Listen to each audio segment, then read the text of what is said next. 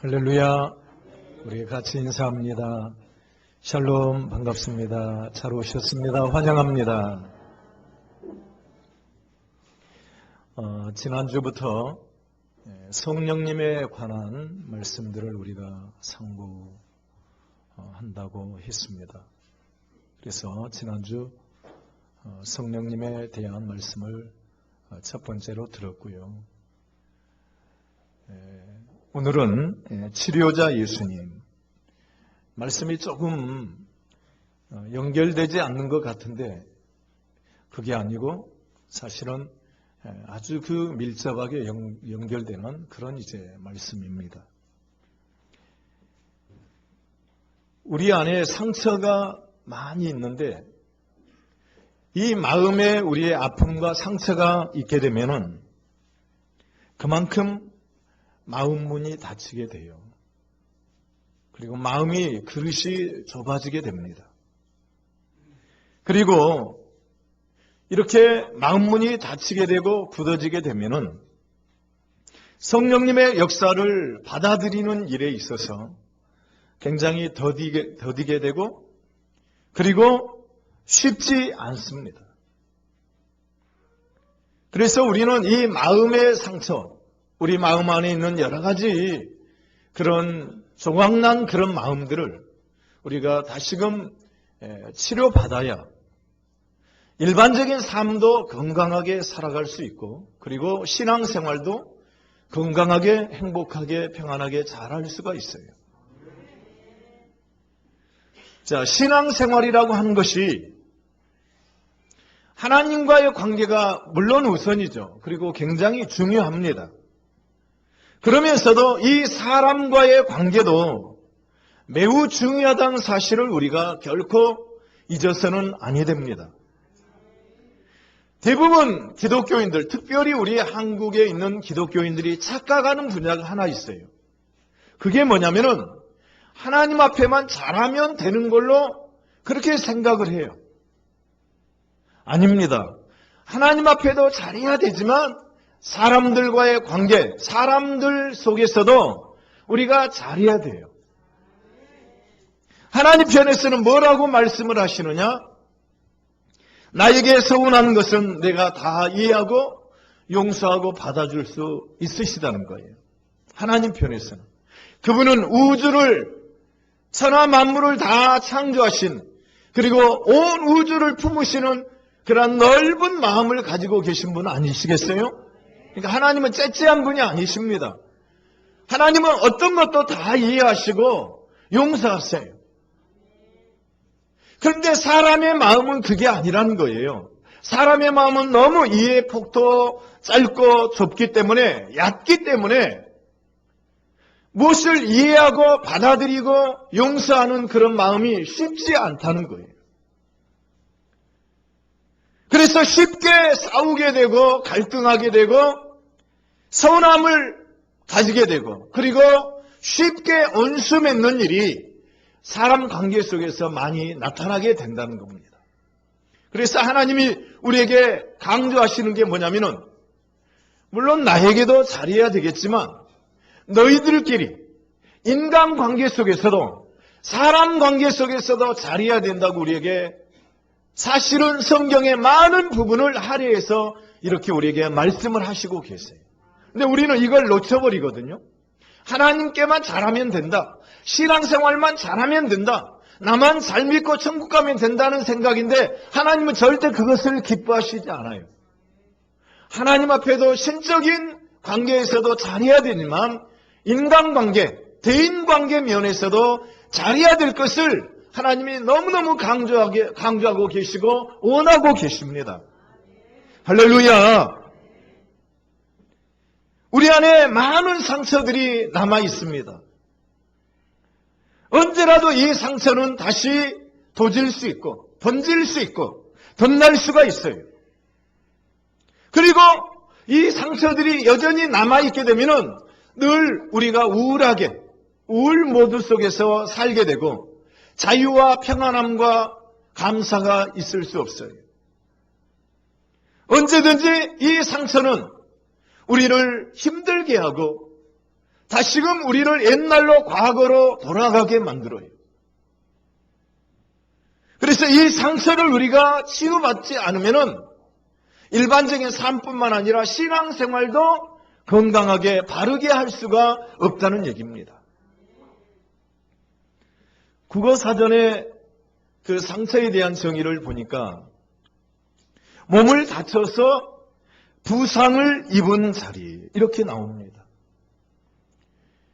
여러분들이 칼로 손을 베었든 뭐 어떻게 다쳤든 또 이렇게 넘어지셨든 보면은 무릎이라든지 이 손가락 이런 데 보면은 대부분 사람들에게 상처의 흔적이 있어요. 상처가 남아 있습니다. 그러죠? 그래서 몸을 다쳐서 그 부상을 입은 자리 또 피해를 입은 흔적 등등으로 이렇게 이제 사전에는 정의가, 상처에 대한 정의가 그렇게 나와 있어요. 그런데 눈에 보이는 상처만이 상처겠습니까? 보이지 않는 마음의 상처도 우리 안에는 많이 있어요. 마음의 깨어짐, 손상당하는 일들, 다른 표현으로 말하면 자존심 상하고 그리고 분한, 억울한 감정들, 놀라고 두렵고 좌절감, 민망, 수치심, 자괴감, 실망감, 배신감, 열등감, 바로 이렇게 등등의 정서적인 부작용으로 정의를 내리고 있습니다. 이 외에도 우리 안에 상처로 남아있는 분야들이 너무 많이 있어요. 뿐이 아니라 영적인 상처도 있습니다. 과거에 잘못된 교회, 잘못된 어떤 이단이라든지 그러한 사설에 우리가 치우쳐 있을 때 피해의식을 가지고 있습니다. 속아 넘어간 거거든요. 그게 단 줄 알고 전폭적으로 의지하고 그렇게 헌신해 왔는데 어느 날 보니까 너무 잘못되었어요. 그래서 거기서 구출되어 나온 것도 굉장히 감사한데 여전히 피해의식이 남아있습니다. 상처들이 남아있습니다. 우리 속담에 그런 말이 있죠. 자라보고 놀란 것은 소뚜껑을 보고 놀란다는 거예요. 이런 상처와 피해의식을 갖게 되면은 일반 건강한 정통적인 교회에 와서 신앙생활을 한다고 할지라도 단어 하나만, 옛날 그 집단에서 사용하던 용어 하나만 나와도 가슴이 섬뜩해지고 뭔가 또 잘못된 거 아닌가? 이게 바로 자라보고 놀란 가슴, 소뚜껑 보고 놀라는 그런 모습이에요. 왜 그러냐? 여전히 그런 상처와 피해의식이 남아있기 때문에 온전한 치유가 안 되어 있기 때문에 여전히 연장선상에서 그런 모습이 있게 되는 거예요. 오래된 것 같은데 어떤 용어가 단어가 떠오르고 그렇게 주변 사람들이 사용이 되게 되면 나는 어디로 돌아가느냐? 과거 옛날에 10년 전, 20년 전, 30년 전에 나의 모습으로 생활로 돌아가 버리는 거예요. 그러니까 이러한 상처와 아픔을 우리가 온전히 치유하지 않으면 여전히 우리는 옛날로 돌아가고 여전히 답답하고 안타까운 그런 삶을 살아갈 수밖에 없다는 얘기입니다. 또한 과거의 체험 때문에 상처를 받는 경우도 있어요. 신앙 안에서도. 사람들이 이해하지 못하고 정죄할 때 소외감을 느끼게 되고 그리고 이제 상처를 받게 되는 거죠. 여기에서는 이제 두 가지 모습이 나타납니다. 내가 정상적인 교회에서 정말 정상적인 신앙생활, 건강한 신앙생활을 하다가 체험하는 내용들이 있을 수 있잖아요. 그러죠? 이건 잘못이 아니거든요.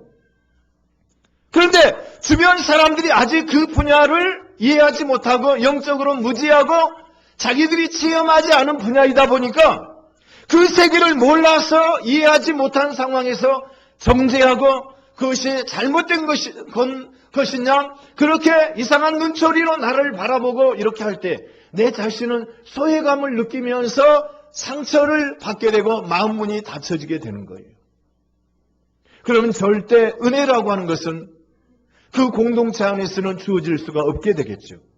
여러분, 옛날에 그런 말이 있어요. 서울 직접 갔다 온 사람이 큰 소리 칩니까? 갔다 오지 않은 사람이 오히려 더 잘 안다고 큰 소리 칩니까? 예? 서울 갔다 오지도 않은 아이들이 오히려 서울에 대해서 더 많이 알고 마치 직접 보고 온 것처럼 막 큰 소리 치고 떠들어대는 거죠. 똑같은 현상이에요. 영적인 세계는 대단히 광대합니다. 광활합니다. 엄청난 체험들이 있을 수 있는 거예요. 할렐루야. 그러니까 내가 그것을 맛보지 못하고 내가 느끼지 못하고 내가 체험하지 않았다고 해서 그 세계를 무시하고 부정하면 절대 안 되는 거예요. 그러나 반대적인 경우도 있어요. 어떤 잘못된 교회, 신비주의적인 어떤 그런 집단에서 가가지고 내가 거기에 심취해서 신앙생활을 했다 이 말이에요. 교회 생활을 했어요. 종교 생활을 했어요. 그래서 체험한 바가 있어요. 그 세계에도. 그것이 잘못된 신앙인데 잘못된 모습인데도 불구하고 자신이 아직도 그 분야에 대한 깨우침이 부족해가지고 여전히 정당성을 부여하면서 그것이 다 있냐. 그렇게 생각하고 그것을 버리지 못해서 주변 사람들에게 정죄를 받는 경우도 또 있거든요. 그러나 그런 경우에도 또 만문이 닫히면서 상처를 받게 돼 있어요. 영육간에 이와 같은 상처에서 우리가 자유하고 그리고 건강한 삶을 구가하고 건강한 신앙생활을 할 수는 없을까? 정말 자유롭게 평안하게 정말 치유하는 방법은 없을까? 여러분들이 오늘 말씀을 잘 들으시고 육적인 삶도 영적인 삶도 마음의 아픔과 상처들이 다 싸매어지고 정말 주 안에서 자유하며 행복한 삶을 사시고 신앙생활도 기쁨과 감사로 행복하게 할 수 있기를 주의 이름으로 간절히 축복해 드립니다.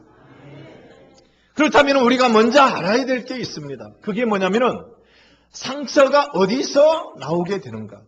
어디서 상처를 받게 되는가? 상처의 발생 요인들을 그것을 우리가 분명히 알아야 돼요. 그런데 이 상처라고 하는 것은 대부분이 어디서 발생되냐면 사람 관계 속에서 대부분이 상처가 드러납니다. 상처가 발생이 돼요. 대부분의 가족들, 연인이나 친구, 선후배, 직장에서, 학교에서, 그리고 이웃과의 관계, 교회 공동체, 사람 관계 속에서 대부분이 사람들이 있는 곳에서 상처가 발생이 돼요. 상처가 있는 곳에는 반드시 나 이외에 또 다른 사람이 있습니다. 상처를 주었든지 받았든지 둘 중에 하나예요. 상처를 주는 것도 사람이고 상처를 받는 것도 사람입니다. 예를 들어서 모처럼 이제 식당에 갔습니다. 근데 종업원들이 너무 불친절해요. 무시하는 것 같아요. 거기서 이런 불쾌한 감정을 가지면서 상처가 되죠. 학교 생활을 하는데 선생님이 공부 잘하는 아이만 예뻐해줘. 자기 아버지가 돈 많은 회사 사장이다 이 말이에요. 그런 아이들만 예뻐해줘. 나는 거들떠 보지도 않아. 상처가 됩니까? 안 됩니까? 어린 나이에. 상처가 됩니다. 또 주일학교도 마찬가지죠. 돈 많은 어떤 특별한 어떤 직분자의 자녀에 대해서는 선생님들이 관리를 잘 해주는데 반해서 그렇지 않은 아이들에 대해서는 또 무시하고 외면하는 것 같은 모습. 아이들에게는 그것도 상처가 돼요. 가정에서 늘 큰 소리만 치고 가정폭력으로 상처를 주고 집을 돌아보지 않고 집을 나가버린 아버지. 아이들에게는 그것이 큰 상처가 될 수 있습니다. 늘 뒤통수 치고 도망간 사람, 약점만 물고 늘어지는 사람들, 그러죠? 너무 잘해 주었는데도 불구하고 정말 싸가지 없이 구는 후배, 나를 만만하게 보고 맨날 구박하고 굳은 일은 나에게 다 떠맡기는 직장 상사, 그런 모습을 통해서 우리는 많은 상처를, 데미지를 받게 됩니다. 그렇게 사랑했건만 나를 배신하고 떠나버리는 연인, 상처가 한없이 됩니다. 두고두고 그 평생 이 상처가 아물지 않고 갈 수도 있어요. 죽도록 말없이 충성하고 있건만 알아준 일은 못할 망정 뒤에서 수군거리면서 자꾸 흉을 보고자 하는 사람들, 교회 안에도 보이지 않게 있잖아요. 그러면 그런 것들이 다 나에게는 상처로 남게 됩니다. 상처로. 그러니까 상처라고 하는 것은 대부분 바로 이렇게 인간관계 속에서, 사람들 관계 속에서 상처가 와요. 자기 혼자 스스로 열등감, 자격지심, 그것 때문에 자기 자신을 자학하면서 받는 붉어지는 상처도 있지만, 이 상처도 엄밀히 따지면은 다른 사람과의 비교의식 속에서 받는 상처예요. 그러니까 상처라고 하는 것은 대부분 인간관계에서 옵니다. 인간관계 속에서. 그래서 모든 상처가 사람 관계에서 오기 때문에 이 상처를 해결하는 실마리도 어디서 찾아야 되느냐? 인간관계에서 찾으면은 이 상처도 쉽게 우리가 아물게 할 수 있는, 치유받을 수 있는 길이 있다는 얘기입니다. 할렐루야. 인간은 절대 혼자서는 살 수가 없어요. 사회적인 동물이에요. 더불어서 살지 절대 혼자 살 수 없습니다. 그 누구도. 그러죠? 긍정적이 됐든 부정적이 되었든 바로 상호작용 속에서 우리가 삶을 이제 이렇게 살아가게 됩니다. 구조적으로 관계 속에서 살기 때문에 이 관계가 늘 형성되어서 살아가게 되기 때문에 늘 인간을 통해서, 사람을 통해서 상처를 주기도 하고 상처를 받는 경우가 허다하게 있다는 얘기예요. 대부분이. 그런데 바로 이 관계, 인간관계 속에 필연적으로 따라다니는 게 있습니다. 그게 뭐냐면 기대예요. 기대치. 반드시 사람 관계 속에서는 기대가 있습니다. 내가 이렇게 했으니까 저 사람도 이렇게 해줘야지. 그런 기대가 있어요. 기대가. 인간은 누구든지 누구를 막론하고 자신이 가지고 있는 이런 기대가 정상적으로 이루어지기를 바라고 내 안에 성취되기를 바라는 거예요. 그 기대치가. 본능적입니다. 본능적. 이 기대치는. 그런데 상처를 받지 않고 상처로부터 자유하는 중요한 방법이 뭐냐면은 기대치를 내려놓는 거예요. 여러분, 기대치를 좀 내려놓으세요. 우리는 너무 많은 것을 기대하고 살잖아요. 목사에 대해서도 마찬가지. 목사는 슈퍼맨이 아니거든. 모든 것을 다 알고 모든 것을 할 수 있는 것처럼 생각하면 안 됩니다. 여러분하고 똑같아요. 역할만 다를 뿐이에요. 아멘. 할렐루야. 기대라고 하는 것은 자기가 기대하는 바, 바라는 바가 있는데 그 기대치에 미치지 못했을 때는 그 기대의 크기와 정도에 따라서 비례합니다. 그래서 기대가 크면 어떻게 실망도 크죠. 기대가 큰 만큼 배신감도 너무너무 크게 옵니다. 그러죠? 바로 이러한 배신감, 바로 이러한 실망감, 이런 정서적인 부작용으로 나타나는 것들이 뭐냐면 상처입니다. 상처. 예를 듭니다.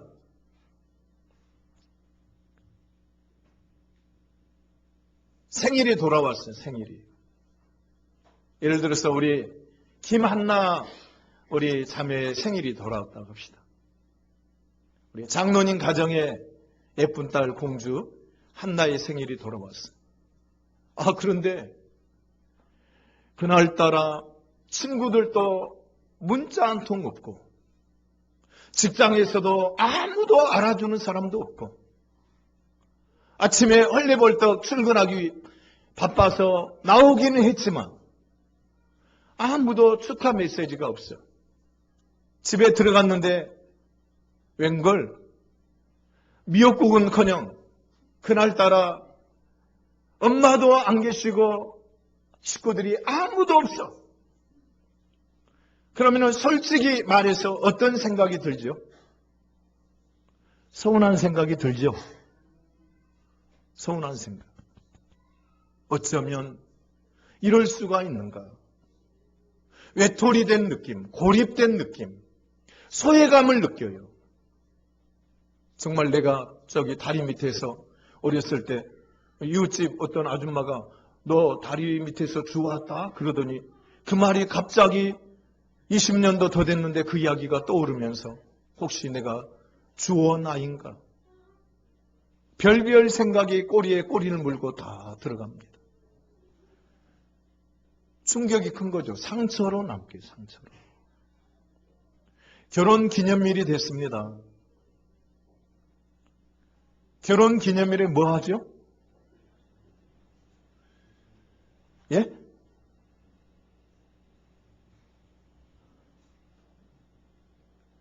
남편이 출근하기 바빴고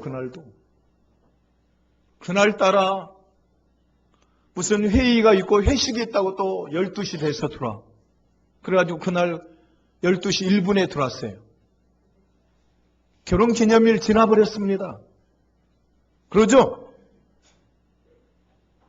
얼마나 마음에 상처가 되는지. 근데 결혼기념일이 뭔 날이죠? 법으로 정해졌습니까? 남자가 뭘 해줘야 되는 게 정해져 있나요? 저는 27년, 28년, 근 30년 가까이 살고 있지만 결혼기념일 이벤트 한 번도 한 적이 없습니다. 기적이죠? 그래도 이렇게 살아요. 그래도 이렇게 당당하게 살고 있습니다. 그렇다고 해서 우리 남성도님들 저를 닮으라는 얘기는 절대 아닙니다. 선물? 남자만 꼭 해야 되는 건가요? 아니, 이야기해봐요. 결혼기념일이라고 해서 꼭 남편만 여편에게 선물합니까?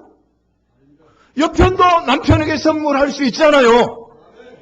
이만한 준수한 외모에 같이 살고 있는 거 얼마나 감사한지. 그래서 아내가 남편에게 선물할 수도 있어요. 꼭 남자가 꼭 챙기고 뭐 선물해야 되고 이벤트를 만들어야 됩니까? 법이 있는 거 아니잖아요. 그렇다고 해서 우리 여성도님들 저를 이상하게 보지 마세요.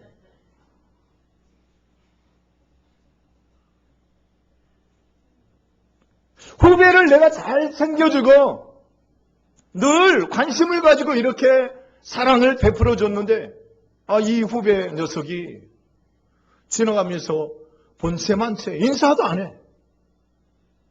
선배인 내가 먼저 인사를 하는 경우가 더 많다 이 말이에요. 그러면 그 후배에 대한 어떤 생각이 들죠?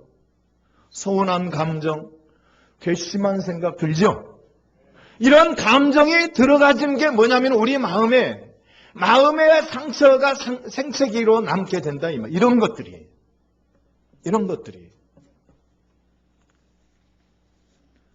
당연히 그래야 된다고 하는 것이 기대치죠, 기대치.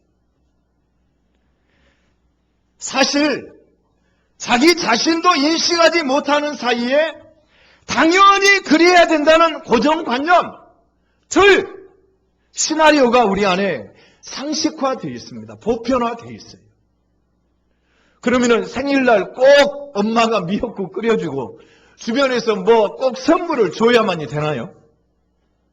아니, 한나가 그렇다는 얘기 아니에요. 그러면은 집에 아무도 안 계시고 그러면은 오늘날까지 나를 있게 하시고 나를 양육하시고 키워주시고 교육시켜주신 아버지 어머니가 얼마나 감사한지. 그때는 야 이거 잘 됐구나. 엄마 아빠도 안 계시는데 그때는 일찍 나가서 시장 보고 자기가 건사한 상을 한번 차려봐. 그래서 아버지 어머니 오늘 제 생일 저를 이렇게 건강하게 길러주시고 낳아주셔서 너무너무 감사합니다. 상식을 깨뜨려요. 그러면 어떻게 되죠? 어머니 아버지가 아이고 네 생일인데 깜빡했구나 미안하다. 그래가지고 선물 10,000원짜리 할 걸 10만 원 해줘. 남편이 모르고 그냥 지나갔어. 그런데 기대를 내려놓고 아내가 아주 맛있는 음식을 다 준비해가지고 남편을 기다리고 있어. 12시 1분에 12시 쳤는데 들어왔다 이 말이야. 남편이 상을 건사하게 차려진 상을 보고 웬일인가? 돌아보게 되겠죠. 아니 오늘 무슨 누구 생일도 아닌데 이게 웬 상이 이렇게 벌게 차려졌어? 달력 보니까 빨갛게 동그라미 쳐져가지고 결혼기념일. 그때 남편이 느끼고 5만 원짜리 선물할 걸 50만 원 해줍니다.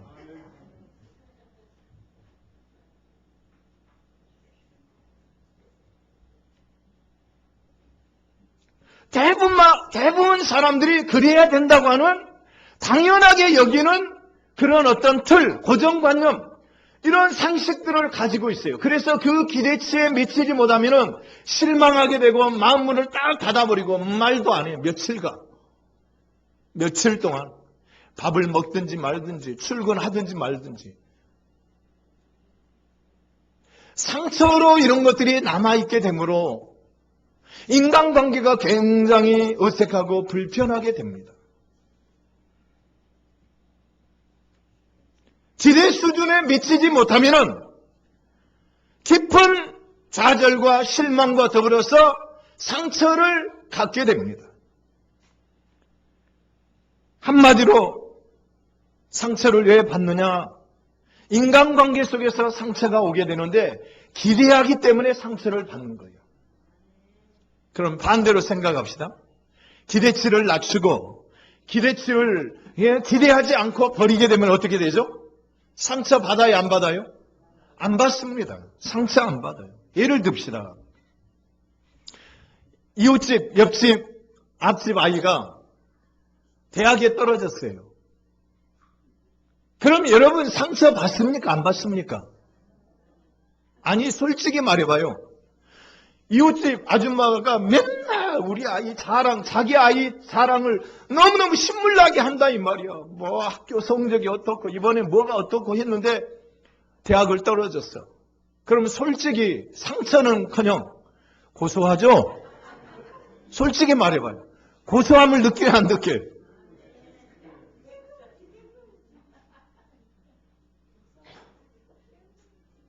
아니 직장에 나를 맨날 골탕 먹이고 나를 힘들게 하는 굳은 일만 시키고 하는 자기는 퇴근하면서 자기가 할 업무를 다 나한테 넘기고 빠이빠이 하고 간다 이 말이에요. 그 선배가 주식 투자를 했어요. 주식 투자를 했는데 다 날려버렸대. 어때요 마음이? 상처받습니까? 깊은 상처를 받고 아이고 온통해 합니까? 고소해야죠. 솔직한 우리의 마음 아닙니까? 그러면은 왜 이런 경우는 상처를 안 받냐 이거예요. 나와 깊은 관계 속에 있지 않기 때문에. 깊은 관계 속에 있지 않다는 것은 그 사람에 대해서, 이웃에 대해서, 그 이웃집 아들에 대해서 상사에 대한 기대치가 없는 거예요. 주식 투자해가지고 아무리 잘 돼도 그 돈이 나에게 돌아온 거 아니거든요. 기대 안 하거든요. 아예. 기대를 접고 있잖아요. 아예. 그러죠? 그러니까 기대를 안 하기 때문에 상처를 안 받는 거예요.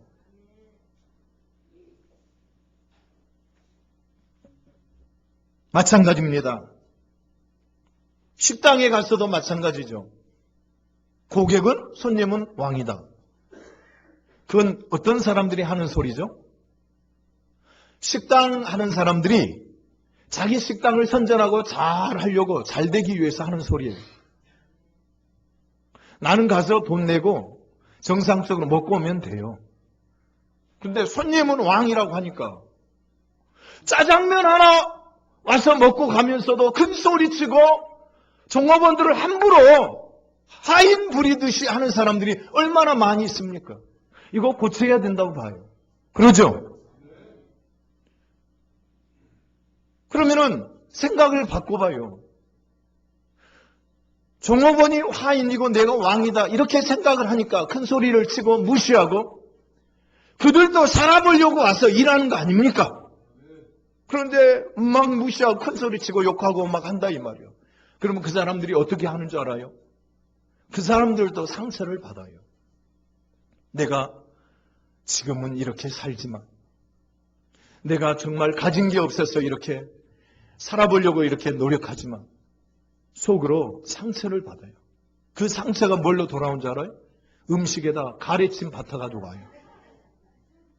여러분 모르고 맛있게 드시는 것 같죠? 천만의 말씀. 절대 그러지 말아요. 무시하면 안 돼요. 그들도 똑같은 인격자예요. 특히 우리 교인들.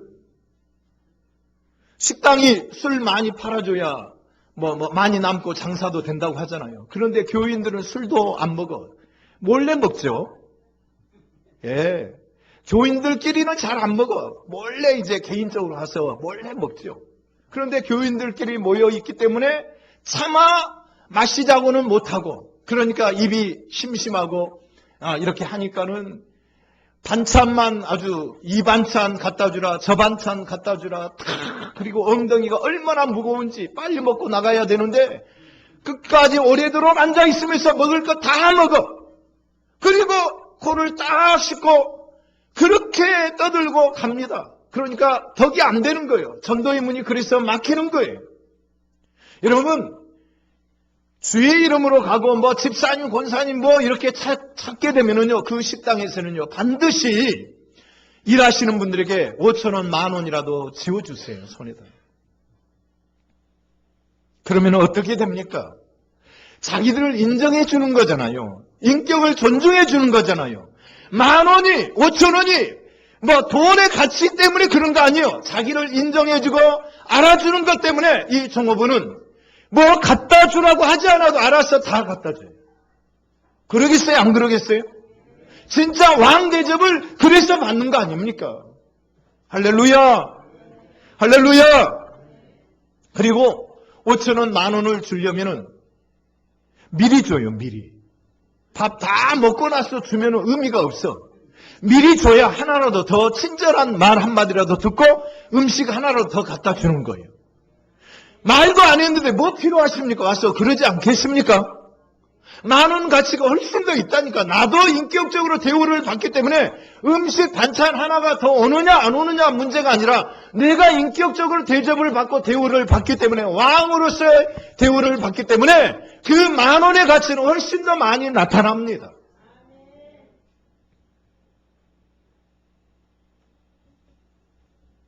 그래서 인간에 대한 이해가 굉장히 필요합니다. 인간은 누굽니까? 전적으로 타락한 연약한 존재예요. 시간과 공간의 제약 속에 살아가고 있고요. 지능과 능력의 한계 속에 연약한 것이 바로 인간입니다. 그러죠? 그 누구도 내가 생각하는 수준, 내가 생각하는 기대치를 충족시켜 줄 수 없어요.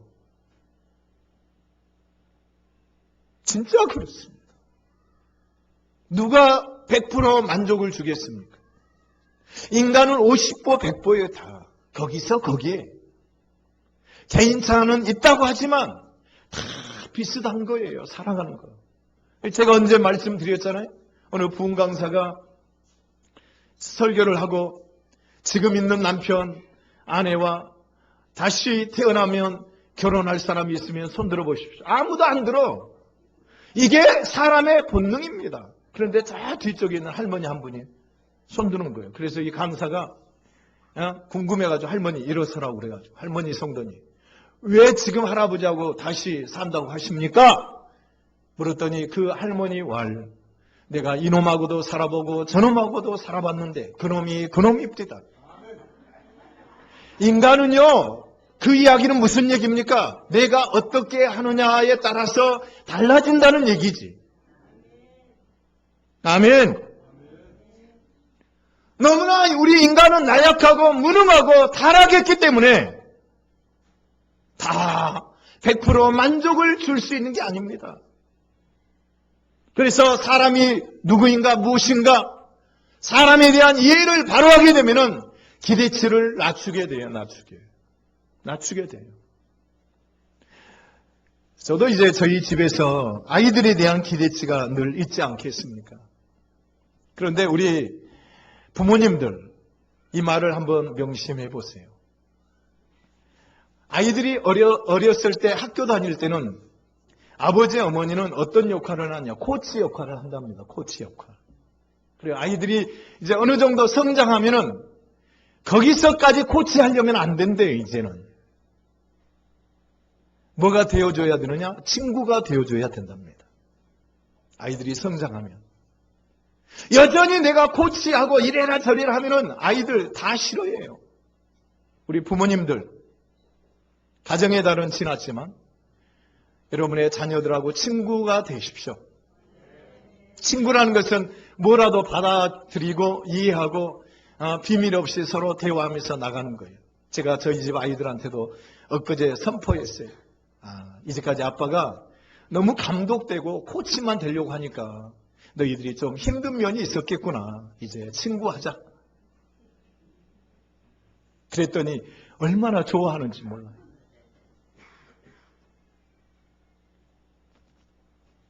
이해한다는 게 중요해요.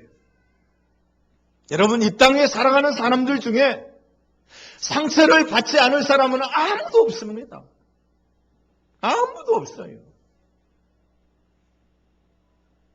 어떤 강단 있는 사람, 훌륭한 사람, 인격자, 지식이 많은 사람, 능력자, 대단한 사람이라고 할지라도 모두가 연약하기 때문에 누구라도 상처를 받을 수 있는 거예요. 누구라도. 상처받지 않을 사람은 아무도 없습니다. 중요한 것은 이러한 상처받을 수밖에 없는 상황에서 그 상처를 어떻게 내가 이해하고 받아들이고 통과해 가느냐가 자세가 중요해요. 그러니까 여러분들은 절대 그 상처에 지지 마십시오. 상처에 매어달려서 살지 마십시오. 묶여있게 되고 솔타이가 되고 매어있게 되고 상처에 지게 되면 여전히 나는 옛날의 나로 돌아가 버리는 거예요. 옛날의 나로. 우리는 어머니 뱃속에서부터 수많은 상처와 아픔을 가지고 살아가는 사람들이에요. 이 땅에 태어나서 더 많은 상처를 받았고요. 그러죠? 어떤 아이는 손이 남자가 귀해. 딸만 몇 명이 쭉 태어났다 이 말이에요. 이번에는 어른들이 보죠? 배가 처지면은 딸입니까? 아들입니까? 예, 이렇게 나오잖아요. 배가 처졌냐? 배가 올라왔냐? 임신된 상태에서 그 모습만 보고도 옛날 어르신들은 딸이다 아들이다 다 맞췄다 이 말이에요. 그런데 그게 100% 맞습니까? 아니거든요. 그런데 너무 이 가정에 사내아이가 너무 귀해 원하고 있어. 딸만 5명 낳았어. 6명 7공주 낳았어. 8번째 이제 임신이 됐다 이 말이에요. 이번에 보니까 정말 처지지 않고 올라왔어. 배가 틀림없이 아들이다. 그래가지고 모든 집안 어르신들이 할아버지 할머니 누구나 할 것 없이 전부 다 보고서 아들이라고 이렇게 합니다. 그런데 이 속에 들어있는 아이는 8공주째야. 여전히 딸이요. 그럼 이 아이는 상처가 됩니까? 안 됩니까? 여자를 보고 남자라고 하고 남자를 보고 여자라고 하면 상처가 돼야 안 돼요. 오늘날 이 시대가 잘못되고 있잖아요. 여자를 보고 아버지라고 불러야 될 상황이 되고 남자를 보고 엄마라고 불러야 될 상황이 지금 도래하고 있잖아요. 동성애가 합법화되고 있으니까 점점. 그런데 이 아이는 여자거든. 그러니까 마음 뱃속에서부터 상처를 받고 태어나는 거예요. 대부분 그렇습니다. 일반적인 삶 자체가. 여러분, 절대 상처에 지지 마십시오. 그것을 딛고 일어나십시오. 상처에 미어 살지 마십시오. 미어 살게 되면 옛날로 돌아가요. 옛날. 어렸을 때 매를 맞았다, 뭐 어떤 충격적인 일을 정말 아픔을 겪었다 하면은 그 상처가 싸매지지 않고 남아있게 되면은요, 그 어떤 비슷한 일들만 떠올라도 나는 어디로 돌아가냐면은 내가 어른이지만 여전히 나는 어린아이로 돌아가 버리는 거예요. 어린아이로. 그러니까 우리 안에는 성인이지만 내 안에는 울고 있는 아이가 있는 거예요. 또 다른 아이가 있는 거예요. 성인이지만. 이건 불행한 삶인 거죠. 여러분, 영육간에 여러분 모든 상처가 다 치유되고 건강하게, 행복하게, 자유롭게, 평안하게 살 수 있기를 간절히 원합니다. 이사야 53장 5절에 그가 찔림은 우리의 허물을 인하며 그가 상함은 우리의 죄악을 인함이라. 아멘. 이 땅 위에서 가장 많은 아픔과 상처를 겪으신 분이 누구냐면 예수님이에요. 하늘 보좌를 버리시고 이 땅에 오셨잖아요. 여러분, 직장에서 여러분 명예퇴직하는 것도 나이가 다 돼가지고 명예롭게 퇴직함에도 불구하고 자리를 비워주고 내려오면은 서운해요, 안 서운해요? 서운하죠. 하늘 보좌 영광을 버리시고 오셨어요. 그렇게 사랑하고 가르치고 아꼈건만, 양육했건만 예수님을 저주하고 예수님을 제자들이 배신하잖아요. 너무나 많은 사람들이 침뱉고 때리고 조롱하고 예수님을 무자비하게 폭행하고 십자가에 매달아 죽이잖아요. 그러죠? 죄도 없으신 그분을. 가장 많은 상처와 아픔을 겪으신 분이 누구냐? 예수님이에요. 예수님. 그러나 예수님은 이 상처에 지지 않아요. 이 상처에 매달려 살지 않으세요. 불행하게. 그렇게 살지 않으셔요. 자유하세요. 평안하시고 우리에게 평안을 주시고 기쁨을 주시는 분이에요. 아멘. 아멘. 모두 승리하셨어요. 여러분, 예수님께 여러분의 아픔과 상처를 내려놓으십시오. 이거 치료받아야 여러분이 직장 생활도 잘할 수 있고 학교 생활도 잘할 수 있고 가정 생활도 행복하게 잘할 수 있어요. 이게 남아있으면 울퉁불퉁한 마치 돌 같은 모습이에요. 그런 상처는. 그러니까 제대로 인간관계 소통이 안 되는 겁니다. 그 상처가 남아있는 한. 마음이 닫히고 열리지 않아요. 그래서 인간관계가 원만할 수도 없고요. 신앙생활도 건강하게 바르게 절대 할 수가 없어요. 여러분의 상처를 예수님께 내려놓으세요. 수고하고 무거운 짐자들아 다 내게로 오라. 내가 너희를 쉬게 하리라. 할렐루야. 예수님 앞에 나오면은 예수님이 싸매시고 고치신다고 약속하고 계시지 않습니까? 할렐루야. 여러분, 아파서 병원에 가요. 가슴이 아파, 가슴이 아파. 그럼 이 병원에 가면 어떻게 하죠? 가슴이 아프면? 가슴을 보여요, 안 보여요? 아이고, 나 창피해, 안 돼요. 배가 아파서 수술을 해야 돼. 여러분, 옷을 다 벗고 환자복으로 갈아입어요, 안 갈아입어요?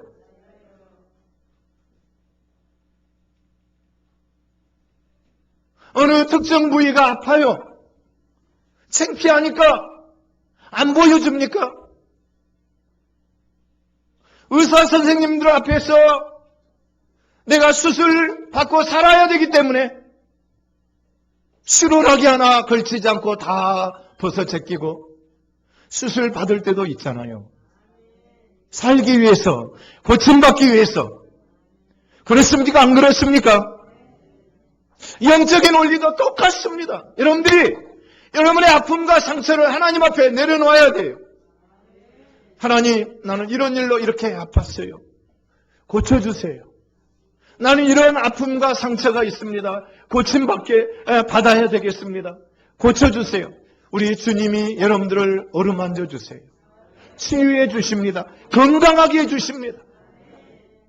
그렇지 않으면 이런 것들이 상처로 남아있으면 적개심, 분노, 화, 어디로 튈지 모르는 모습으로 그것이 어떤 감정으로 어떻게 표출될지 아무도 알 수가 없어요.